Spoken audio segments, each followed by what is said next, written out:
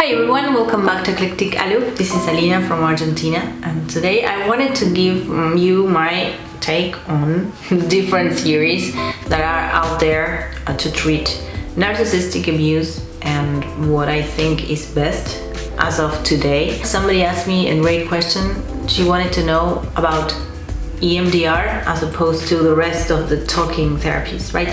So here we go. EMDR stands for eye movement desensitization and reprocessing. EMDR was developed by Francine Shapiro, and that's the institute where you need to go and get your certification if you want to be an EMDR certified counselor, in my case, which is something that I want to do at some point, and I want to have that option for my clients too. I think that will be valuable as a side thing that for specific problems, I think that would be good. So as I'm saying, Francine Shapiro was walking in a park and she started looking sideways, right, left, and then while she was recalling this traumatic event that happened to her, and so she started looking sideways, and she noticed that she started feeling better. When we sleep, we go through this phase, which is REM, right? It's rapid eye movement phase of sleep, which is the phase where we dream very vividly, and that's how our brain reprocesses all the information that we lived and received throughout the day, okay? And so that's how we process information normally. But when we live a very traumatic event, something that experiences that are very negative, we can no longer process them that way, during REM phase of sleep. So EMDR, which is this type of short therapy, what they do is they make you think about that traumatic event or that negative moment that traumatized you. The therapist will make you look sideways, right and left. You have to follow the fingers for about 30 seconds throughout the session, right? Periods of 30 seconds. The idea is that you will, numbers show it. This is a very good therapy for treating specific events. It reduces PTSD, which is post-traumatic stress, right? It makes you process that information, that negative emotions that are linked to that event.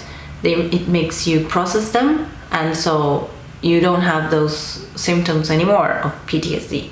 So that's the assumption. And actually, statistics show that it's very effective for specific things such as a robbery or a rape or a car accident, and it has to be a specific event, right? And it's very effective. Studies show that 84 to 90% of trauma victims, single trauma victims, show that they don't have any signs of PTSD after these sessions, 3 sessions of 90 minutes each. So it's great for that, for reducing symptoms. But here's the thing, it's not a panacea, it's not good for everything. In the case of narcissistic abuse, there are a lot of different traumatic events, and it's more complicated than that. You can have specific events within the traumatic relationship with a psychopath or a narcissist, and you can treat those with EMDR, and that will be great. But you need also the other type of therapy, which is the talk therapy people talk about. And I'm not referring to psychoanalytic, because I don't believe that will help you in the short term.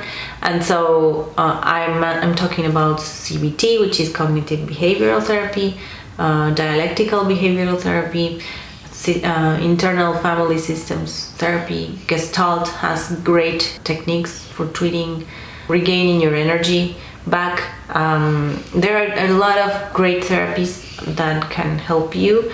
And in my case, I'm eclectic. That's the name of the channel, because I'm eclectic as a counselor, and I believe in drawing from therapies that are good for specific problems. Clients come with different problems, and so I draw from different theories and use what I think is best for my clients when it comes to a specific problem that they bring to the sessions. And I think the value of talk therapy is amazing. I'm referring to talk therapy here with all the ones that I just mentioned: CBT, existential, Gestalt. There are a lot of great techniques that you can use to feel better. We want you to get better, right? So we will look for different strategies, and EMDR could work if you have a single event that is traumatic to you, and it's very good for that. And statistics show that, and it's proven that it's very good. But you also need to process your emotions, and you need to process your emotions in a way that allows you to talk about it. Sometimes rumination is part of one of the symptoms of being in contact with a psychopath, because your brain needs to understand it, and EMDR works for that. Sometimes when specific events like rape, for example, but there's a rest that needs to be addressed, and that's regaining your energy, talking about your family, your past. Maybe there's a link with your family, how you were, your parents treated you, what your self-esteem and all that, and it's far more complicated. So it's recommended for specific events, but then you will also benefit from the other types of therapies, right? But the main thing I wanted to say here is that you're doing a great job by watching these videos and looking for information. I think that's so important that we stay informed, and when you're trying to overcome trauma, I think these videos can be very helpful. Actually, you're doing a great job at finding what's best for you and what is it that you need, and so that's what I wanted to say. And so that's it for today.